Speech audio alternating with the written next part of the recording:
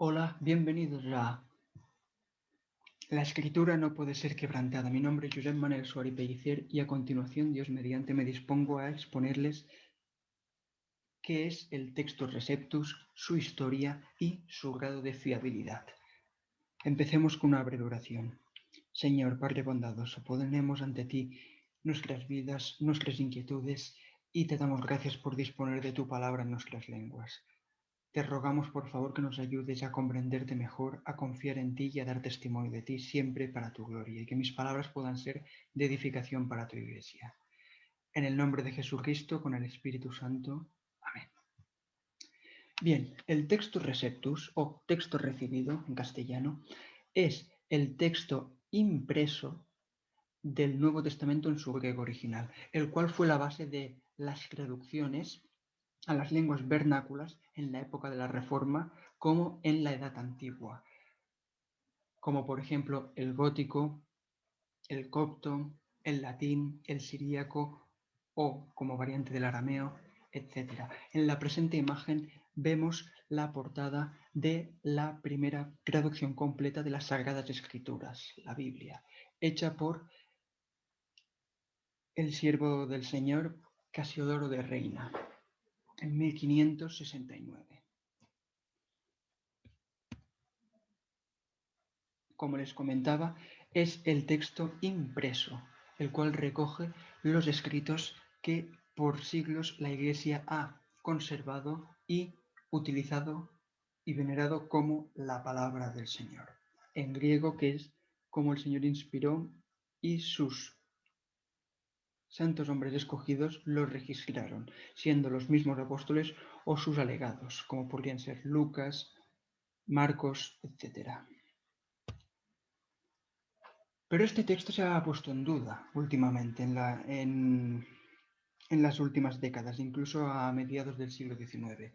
¿Por qué se le cuestiona su grado de fiabilidad, considerando el texto recibido un texto tardío, poco preciso y que no es el mejor testimonio de la palabra del Señor?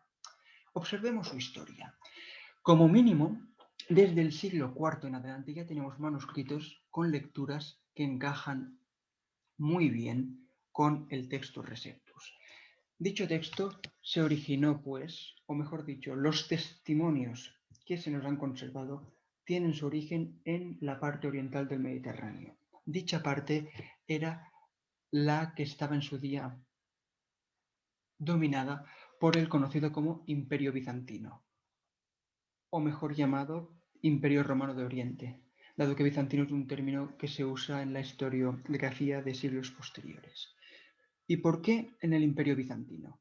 En primer lugar, es la escritura misma la que dice que el camino, la Iglesia de Cristo, como se llama en las escrituras, empieza a tomar sus características propias ya como Iglesia, después de que el Señor haya extendido los cielos, en la parte del Mediterráneo oriental. Recordemos que el Señor Jesucristo desarrolló su ministerio en Israel, en Judea, y su iglesia se empezó a expandir principalmente por el Mediterráneo oriental, dándose casos también en Nubia, como Mesopotamia, incluso en la India, según la tradición. De hecho, Hechos capítulo 11, versículo 26 menciona que es en Antioquía donde los creyentes son llamados por primera vez cristianos. Y también no es de extrañar que sea esta parte, dado que el mismo apóstol Pablo, junto a otros apóstoles y sus alegados, mandan los escritos originales del Nuevo Testamento a iglesias que se encuentran en esta área geográfica, tales como Galacia, en el centro de Asia Menor, como vemos en el mapa, Corintio, Tesalónica, Macedonia, Éfeso, más en Occidente, Roma, etc. Además, pero fue esta parte del Mediterráneo oriental donde el griego era y se mantuvo por varios siglos más la lengua griega como la lengua popular y mayoritaria. Así que la finalidad por la que Dios inspiró su palabra en griego era para que fuera comprendida por sus oyentes y porque era él, si me permiten, el inglés de la época. Fue pues el Mediterráneo oriental donde se enviaron los originales inspirados. La lengua en la que fueron redactados era la predominante y lo siguió siendo por mucho tiempo en esta zona, y fue por tanto esta zona donde se conservaron los originales y de ahí se distribuyeron alrededor del mundo. Por tanto, merece la pena tener en cuenta este contexto histórico.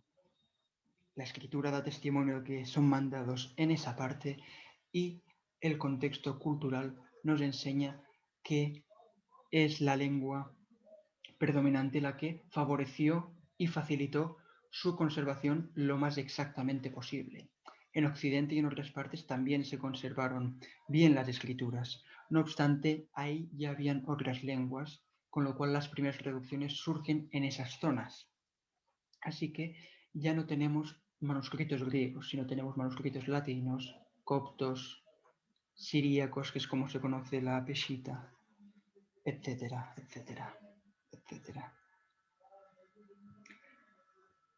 Pero hablemos más de estos manuscritos, que son comúnmente llamados bizantinos o mayoritarios. En la presente imagen tenemos tres tipos de manuscritos. En los bordes tenemos una imagen del Codex Alexandrinus, cuyos evangelios corresponden con la familia bizantina mayoritaria, el Codex Borelianus, que sigue en esa misma familia, y en el centro tenemos un manuscrito minúsculo. En los primeros siglos, tanto en la lengua griega como en la latina, se usaba el tipo de escritura uncial, como vemos en los bordes. Escritura que carece de espacios, signos de puntuación, espíritus, etc. En el centro, a partir del siglo IX, se desarrollan los minúsculos, que añaden ya acentos, espacios, espíritus, y la letra, como su nombre indica, ya es en minúscula, agilitando mucho el proceso de copia. Fue un hecho muy importante que facilitó. La mayoría de la familia bizantina conservada es en forma minúscula, lo cual es que el material sea del siglo IX en adelante, pero no necesariamente su texto. También el texto bizantino, que es el texto recibido en su conjunto, es citado ya por autores cristianos muy conocidos y muy importantes de los primeros siglos, tales como Irineo de León, Policarpo de Esmirna, que fueron conocedores y discípulos de los apóstoles. Policarpo de Esmirna fue discípulo directo del apóstol Juan. Por tanto, conocían muy bien los autores inspirados de los evangelios. Seguimos con Jerónimo de Estridón, que fue el traductor de la Biblia del griego y del hebreo al latín en el siglo IV.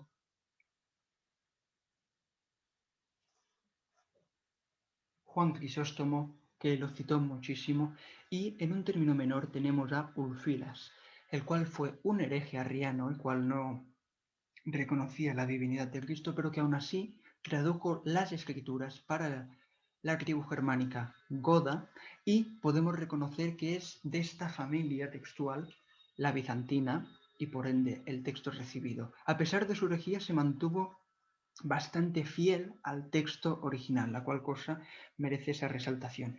Estos autores cristianos van pues desde el siglo I en adelante, y muchísimos más, que en sus comentarios, en sus prédicas o en sus homilías ya están citando pasajes que en los textos críticos están puestos en duda. Por tanto, el texto recibido, conocido con otros nombres y por muy pequeñas variaciones del texto mayoritario o el texto bizantino, es un texto que encaja con el contexto geográfico, con el contexto lingüístico, y tiene una notable antigüedad, pudiéndolo remontar a los descendientes espirituales inmediatos de los apóstoles. Este texto, por el mayoritario, lo podemos encontrar en ediciones como The Greek New Testament, en la edición patriarcal de 1904, revisada en 1912, que es el texto principalmente que la Iglesia ortodoxa griega ha usado y que a día de hoy usa. Tenemos ediciones ya eruditas y académicas del siglo XX-XXI. La primera fue la de The Greek New Testament According to Majority Text, encajando y haciendo justicia a su nombre, dado que recoge la mayoría de las lecturas atestiguadas en los manuscritos griegos disponibles, los cuales son casi 6.000, por el doctor Hodge y Farstad. Y ya en el siglo XXI, como les mencionaba, tenemos el The New Testament in the Original Greek, por el doctor Robinson y el doctor Pierpont. Este es el leccionario 183, un leccionario del siglo X, notable antigüedad, que como ven tiene escritura uncial y que se usaba en los cultos religiosos de la Iglesia griega. Este manuscrito encaja muy bien con las lecturas del Textus Receptus.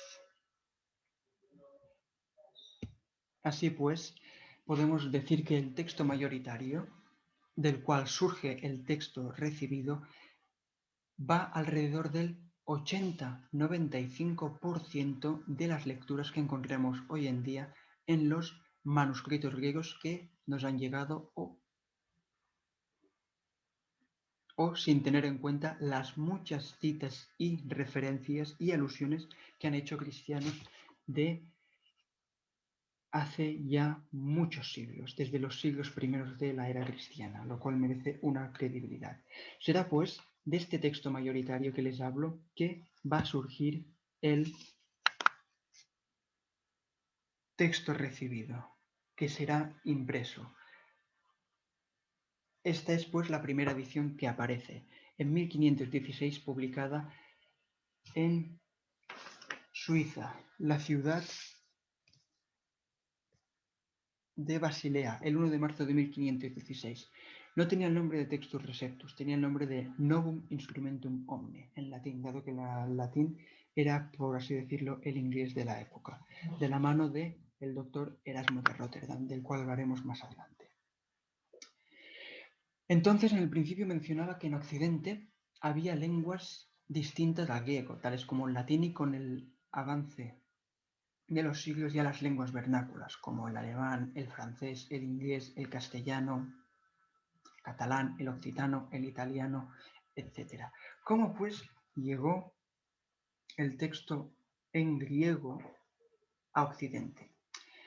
Sería justo hablar otra vez del Imperio Romano Oriental o Imperio Bizantino. Lo podríamos definir como la biblioteca de Occidente. En el siglo V, el Imperio Romano Occidental se derrumba y se desintegra, dejando a Occidente en una situación de caos político, económico y también cultural. Buena parte de la cultura y de los saberes y de los escritos se pierden o quedan en un plano muy secundario. Será pues a partir del siglo XIII-XIV aproximadamente y un poquito antes que Bizancio vivirá un periodo de decadencia constante pero lento en el cual muchos de sus eruditos y de sus intelectuales y de muchísimas élites religiosas, políticas, lingüistas, económicas, etcétera, irán emigrando a Occidente, empezando por la península italiana, los cuales recibirán mucho y con mucho interés a estas élites. Por ejemplo, el concilio de Florencia en la primera mitad del siglo XV, donde se acuerda una unión entre la Iglesia Católica Romana y las iglesias orientales griegas, dada la debilidad política que sufría el Imperio Bizantino. Este hecho, pues, marcará y abrirá las puertas de la península italiana y de Occidente a muchos eruditos en muchas materias a Occidente, empezando progresivamente el proceso y periodo del Renacimiento en Occidente. Tras la Edad Media y esta época de caos, Occidente irá recuperándose y será en esta época donde la providencia de Dios tuvo bien que los eruditos y los escritos de la antigüedad, en los cuales incluye, cómo no, la Biblia en su griego original, vuelven a Occidente. Esta situación despierta un sentimiento de deseo y de volver al original en todos los campos, ad fontes en latín, a las fuentes. Los eruditos, una élite minoritaria, examinarán y volverán a sentir interés por la filosofía griega, por la política grecolatina, los clásicos y, como no, la palabra de Dios en griego. Volverán a ver grandes bibliotecas con los clásicos que tanto caracterizaron la cultura mediterránea. Será pues que habrá muchos eruditos que enseñarán griego y será la filología clásica un instrumento muy importante que nos lleva al siguiente ejemplo. Tenemos un fresco que representa la llamada donación de Constantino, por la cual la Iglesia Católica Romana, desde el siglo VII-IX, apelaba que los estados vaticanos en el centro de la península italiana eran de su propiedad, dado que el emperador romano Constantino, el primer emperador en abrazar el cristianismo y legalizarlo oficialmente, donó dichos territorios a la Iglesia romana, dándole así su preeminencia. Dicho documento se demostró mediante un análisis filológico por el erudito renacentista y religioso Lorenzo Valla, que era falso mediante el análisis lingüístico del latín que contenía, con palabras propias de la Edad Media pero no propias de la Antigüedad tardía. Es pues con este ejemplo que vemos cómo el Renacimiento y los textos en otrora olvidados o poco conocidos en Occidente, provenientes de nuevo de Oriente por Bizancio, en su griego, dado que Bizancio mantuvo el griego como su lengua estatal, motivan una serie de cambios tanto cultural como ideológico, como político, como artístico, como religioso, dando personajes ilustres como Maquiavelo, Galileo Galilei, Leonardo da Vinci, Copérnico, Cristóbal Colón, Lutero, Calvino y, como no, Erasmo de Rotterdam. El contexto tecnológico es muy importante. En 1448, Johannes Gutenberg, en su taller de Maguncia, Sacro Imperio Romano Germánico, actual Alemania, adaptó y mejoró el invento chino de la imprenta, permitiendo un hecho muy importante: la amplia distribución de escritos, la acortación del periodo de su producción y el abaratamiento, reducción amplia del precio en su producción. Su primer libro fue en 1449, conocido como el Misal de Constanza, pero debido a su tamaño, muchos no lo tienen en cuenta y consideran el primer libro de Occidente impreso la Biblia de Gutenberg, o mejor conocida como la Biblia de las 42 líneas. Dicha Biblia era la Biblia latina oficial de la Biblia latina, la Vulgata latina, oficial en la Iglesia Católica Romana. Es por aquí el primer momento donde se imprime una Biblia, pero no en su lengua original, juntamente con muchísimos más volúmenes. Es un momento pues cultural, tecnológico, importantísimo para Occidente, importantísimo. Lo que nos lleva pues al Nuevo Testamento griego, conocido como el texto recibido. En su providencia, Dios facilitó todos estos hechos. Y sería de la mano de quizá el mayor renacentista y el mayor erudito de su tiempo, Erasmo de Rotterdam, quien elaboraría y plasmaría en la imprenta el Nuevo Testamento griego. Erasmo de Rotterdam, pues, era hijo ilegítimo de un sacerdote, hombre muy dilatado en el pensamiento, anhelando conocer más, formarse y transmitir tanta información como fuera posible. En 1492 fue ordenado monje agustino. Curioso saber que Martín Lutero fue monje agustino, la misma orden religiosa también. No obstante, sería en un periodo de tiempo ligeramente distinto. Viajó muchísimo Erasmo de Rotterdam y estableció muchas amistades intelectuales y culturales de su tiempo, tales personajes como Tomás Moro, entre muchos otros. Tenía un dominio muy dilatado del latín y del griego. Era un hombre muy culto, doctor en teología, entre otras más disciplinas. Se oponía al estilo iconoclástico, es decir, la forma de enseñar que tenían en la Edad Media, empezando así pues una nueva revolución. Su deseo era que la palabra de Dios estuviera disponible para todo el mundo. Era hombre de fe, además de letras y de conocimiento. De hecho, Este sentimiento se podría plasmar muy bien en el conocido como Salmo 42, que dice así: como el ciervo brama por las corrientes de las aguas, así clama por ti, oh Dios, el alma mía. Y Erasmo de Rotterdam diría, en latín: Sed imprimis ad fontes ipsos properandum, id est Graecos et antiquos, que en castellano es: primeramente hay que volver a las fuentes mismas, es decir, a los griegos y a los antiguos. Ese sentimiento que se plasma en la frase que antes he expuesto, ad fontes, a las fuentes. ¿Y qué hizo Erasmo? Tenía el deseo profundo por el amor que sentía por la palabra de Dios de revisarla, pero no el griego, no. Él quería revisar la versión latina, la vulgata, la oficial en su contexto católico romano. Dijo así, pues, en una de sus epístolas, en una de sus cartas a sus amigos: es justo que San Pablo se dirija a los romanos en un latín algo mejor. Es la típica frase renacentista, erudita, con temor de Dios, pero usando la ironía, usando la retórica que estaba siendo redescubierta por esos mismos textos griegos a los cuales ahora tenían acceso. Así pues, Erasmo de Rotterdam empezó su mayor trabajo, el Novum Instrumentum Omne. Como vemos en la imagen de su primera edición de 1516, publicada el 1 de marzo en Basilea, como he mencionado, su intención era revisar la Vulgata latina, el Nuevo Testamento latino. ¿Y cómo lo hizo? Con la autoridad pertinente para hacerlo, pues él tenía muy claro que estaba tratando la palabra de Dios. Se tomaba muy en serio su fe, muy en serio su trabajo y muy en serio la palabra de Dios. Así pues, solo podía corregir, entre comillas, el texto bíblico con el original. ¿Cuál? El griego. Así pues, el primer Nuevo Testamento en griego impreso y publicado de la historia tenía la finalidad de corregir el texto latino, y será a medida y con el avance del tiempo que Erasmo con su trabajo se dedicará solo al griego. De hecho, Erasmo de Rotterdam volvió a decir: me sentaré a la Sagrada Escritura con todo mi corazón y dedicaré a ella el resto de mi vida. Estos 3 años he estado trabajando enteramente en griego y no he estado jugando con él.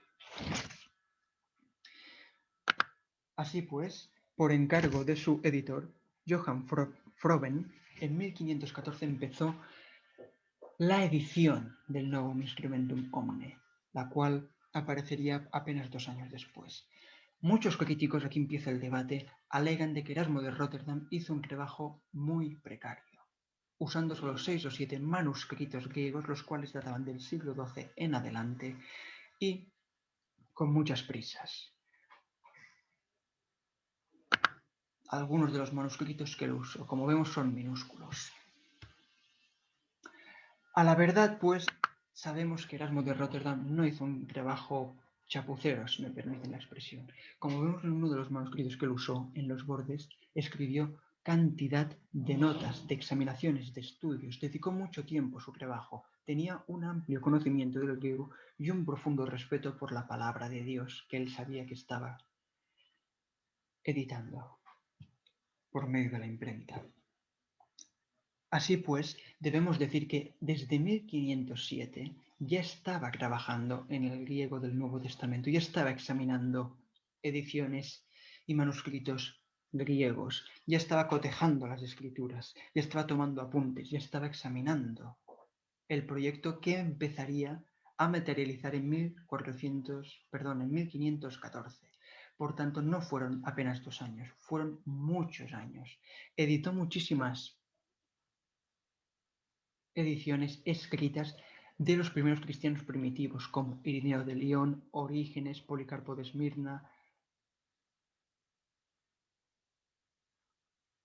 Agustín de Hipona. Estaba muy familiarizado en comentarios de las Sagradas Escrituras ya desde los primeros siglos.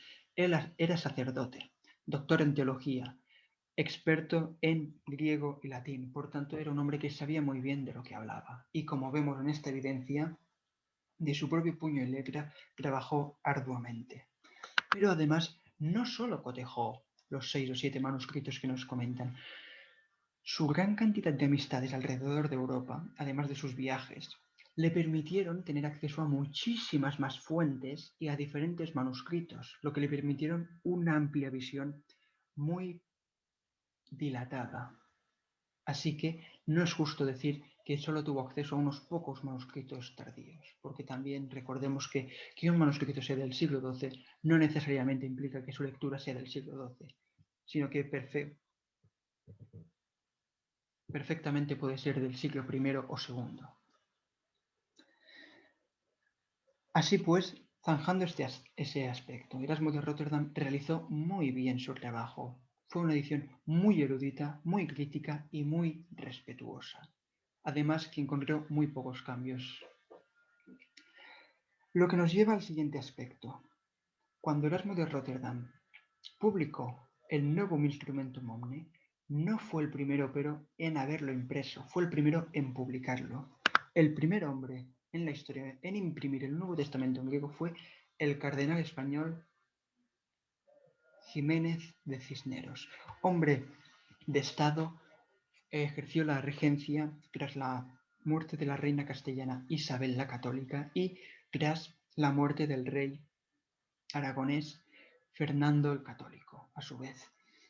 Trabajó muchísimo y sin duda en sus propias palabras la mayor contribución que él hizo en esta erudición y en su existencia terrenal fue la llamada Biblia Políglota Complutense, una de las más eruditas ediciones de la palabra de Dios en lenguas no vernáculas. En 1502 convocó un comité de eruditos en dichas lenguas para plasmar la Sagrada Escritura en sus idiomas originales. Elaboraron 6 volúmenes, los cuales 4 eran del Antiguo Testamento, el quinto del Nuevo Testamento y el último era un diccionario de las lenguas utilizadas. En ellas encontramos la lengua latina en una posición preeminente, dado que era la lengua oficial y que él consideraba, si no inspirada, semi-inspirada. El hebreo, el griego en el caso del Antiguo Testamento, la Septuaginta, y Targums Onkelos, procedentes de Babilonia, entre otras fuentes diversas, como vemos en la imagen, en diferentes columnas. Fue un trabajo muy erudito y de profunda bendición.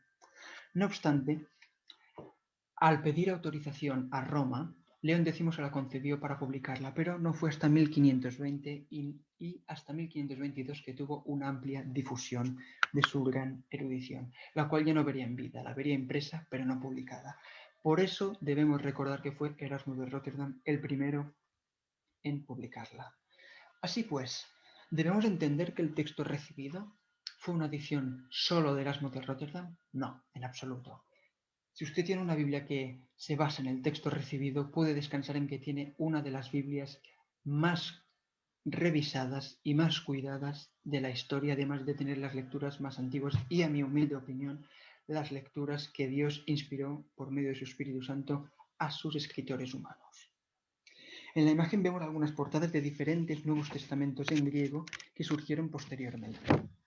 Hemos mencionado que la primera en publicarse fue Erasmo de Róterdam, el cual realizó 4 ediciones, la de 1516, 1519, la cual fue la que usó Martín Lutero para su traducción al Nuevo Testamento, 1522, la cual ya cotejó con la Biblia políglota del cardenal Cisneros, a la cual agregó muy pocos cambios, y la versión de 1535, pocos meses antes de morir.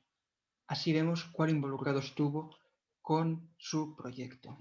Tenemos la políglota complutense del cardenal Cisneros, tenemos la edición de Aldus Manutius, el cual añadió las letras itálicas en 1518. Las letras itálicas son el tipo de letras en cursiva que dejan claro que esas palabras o letras no están en el idioma original. Se añaden para facilitar o para adaptar el texto original a la gramática de la lengua en la que se está traduciendo. Es una forma muy respetuosa de traducir la palabra de Dios. Nicolaus Gibelius, que fue el subeditor de Erasmo de Rotterdam, Bebelius en 1524, Simón Colines, el cual añadió los acentos griegos en 1534, Balderus, Plater, Tousian, Curión, Froben, el editor de Erasmo de Rotterdam, Robert Steine, conocido como Stephanus, del cual hablaremos más adelante, Prevost, Oporinus, Brillingerus, Crispin, Frostcover, Barbirius, Benito Arias Montano, el cual reeditó la Biblia políglota de Cisneros, Teodoro de Beza, el cual realizó 9 ediciones, siendo la de 1598 la principalmente usada por el Comité de la Traducción de la King James Version, de la versión autorizada del rey Jacobo, elaborada entre 1604 y 1611. Bonaventura y Abraham Elzever, tío y sobrino respectivamente, los cuales realizaron 3 ediciones, 1624, 1633, 1641. Es la versión de 1633 la que aparece por primera vez el término Textus Receptus. En su prólogo dicen así: Textum ergo aeves nunc ab hominus receptum, in quo nihil immutatum aut corruptum damus. Lo traducido es: lo que tienes aquí es el texto que ahora es recibido por todos, en el que no damos nada cambiado ni corrompido. Es pues, como estamos viendo, la seguridad de estos editores, muy expertos en la materia, tanto lingüística como mecánica, como teológica, como espiritual, que ven que el texto que han ido revisando es el texto inspirado y preservado por Dios. Es muy importante este aspecto. Siguen habiendo otras ediciones y la última es la del doctor Scrivener, el cual en 1881-1894 realizó, tras un erudito trabajo, la última versión del texto recibido, el cual es la que subyace a la versión King James Version, la Biblia inglesa, que ha tenido muchísima influencia aún a día de hoy. No cogió el inglés y lo tradujo al griego. Revisó las bases textuales que usaron los traductores de la Biblia King James para poner un texto griego que permitiera estudiarla. Dicho texto es muy erudito y muy revisado y encaja muy bien. Así pues, vemos que el texto recibido tiene no una, sino más de 40 ediciones, diferentes y por diferentes autores, con diferentes fuentes cotejadas y con muchísimos manuscritos griegos examinados, además de muchas citas y alusiones muy antiguas, desde el siglo I y II en adelante, y cotejo de versiones de las escrituras en diferentes idiomas antiguas, también muy antiguas, lo cual nos deja claro que el Textus Receptus, el texto recibido, es una versión muy, muy fiable, muy, muy erudita y muy sana, dado que es la que la Iglesia ha preservado en diferentes contextos y épocas de manera ininterrumpida. Frente al texto crítico, que alegan ser más preciso y más examinado, vemos que los números no demuestran eso.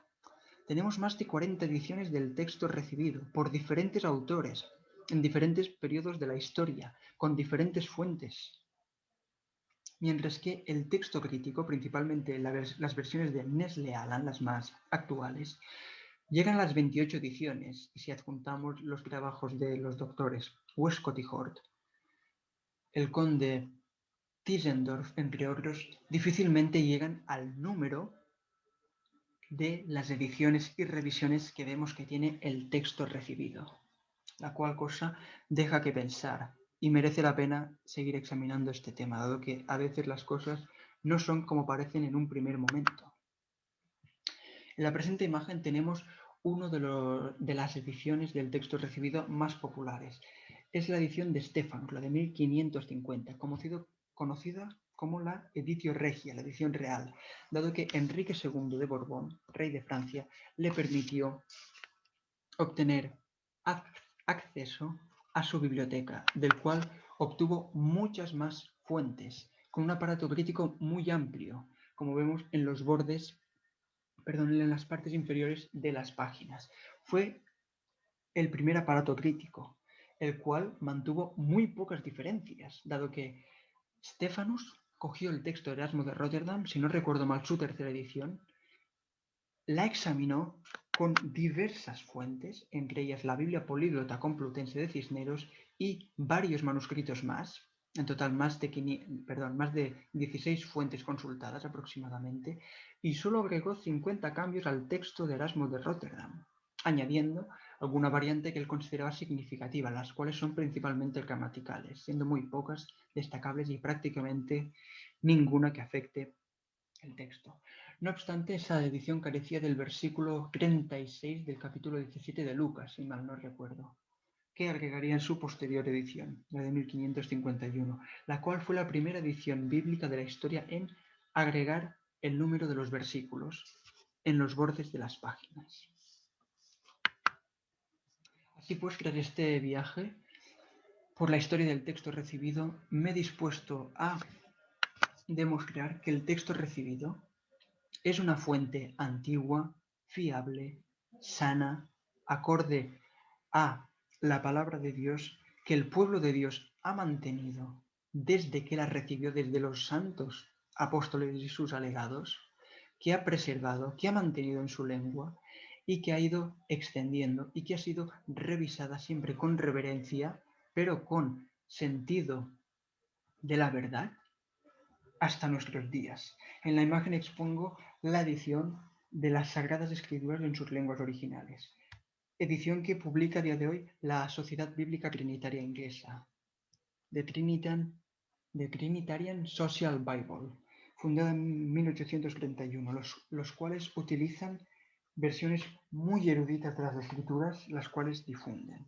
y todas subyacentes bebiendo como fuente textual del Textus Receptus, el cual también añaden que es el texto masorético para el Antiguo Testamento. Una edición disponible a día de hoy. En el caso castellano tenemos ya la revisión realizada del Nuevo Testamento acorde al Textus Receptus que está realizando la Sociedad Bíblica Trinitaria. En mi caso personal utilizo la Santa Biblia de la Sociedad Bíblica Trinitaria en mi lengua materna, que es el catalán. Una versión también muy respetuosa, muy correcta, que examina las fuentes textuales originales, las fuentes textuales preservadas por el Señor, siempre con respeto y profunda devoción al Señor. Y como he tratado de demostrar y argumentar, históricamente hablando, es el texto que mejor y mayor confianza refiere, por su origen, por su conservación y por su trato y cuidado por parte de hombres de fe, además de hombres de conocimiento, hombres de ciencia. Y como dice la sagrada palabra del Señor, el profeta Isaías en su capítulo 59, versículo 21, dice así: Y este será mi pacto con ellos, dijo Jehová, el espíritu mío que está sobre ti, y mis palabras que puse en tu boca, no faltarán de tu boca, ni de la boca de tus hijos, ni de la boca de los hijos de tus hijos, dijo Jehová, desde ahora y para siempre. Y como el Señor Jesús también confirma, el cielo y la tierra pasarán, pero mis palabras no pasarán. El Señor promete que su palabra inspirada será protegida y estará disponible para su iglesia. Y esto es lo que vemos nosotros con las fuentes del Textus Receptus. Con esto no estamos diciendo que ninguna versión bíblica sea inspirada. La inspiración está en los originales, los cuales Dios preservó y nos han llegado prácticamente perfectos a nosotros. Más del 99% del Textus Receptus coincide con sus demás ediciones. Y incluso en los casos del texto crítico, más del 90%, algunos dicen 93, otros dicen 98, hay coincidencia. ¿Por qué debemos preferir en el caso del Nuevo Testamento el Textus Receptus al texto crítico? Pues porque el texto crítico omite versículos enteros y algunas palabras que a mi juicio son inspiradas, no porque lo diga yo, porque encajan en el contexto bíblico y porque hombres de Dios ya los citaban en el siglo II en adelante. Y esta es la versión que hemos recibido. Debemos, pues, examinarla, estudiarla, investigar, siempre para la gloria de Dios, pero siempre teniendo la clara seguridad de que la palabra de Dios es lo primero. Deseo muchísimo que les haya podido servir este pequeño estudio que he realizado. sea para la gloria de Dios y siempre para anunciarlo a los hermanos con respeto, con humildad y a la gloria de Dios en el servicio de su palabra. Concluyo con una pequeña oración. Gracias, Señor, por estas palabras que me has permitido exponer. Gracias, Señor, por tener tu santa palabra en nuestro idioma para tenerla disponible. Permítenos, Señor, estudiarla, leerla, comprenderla y compartirla y también creerla, Señor. Todo tu gloria en el nombre de Jesucristo con el Espíritu Santo. Amén. Dios les bendiga.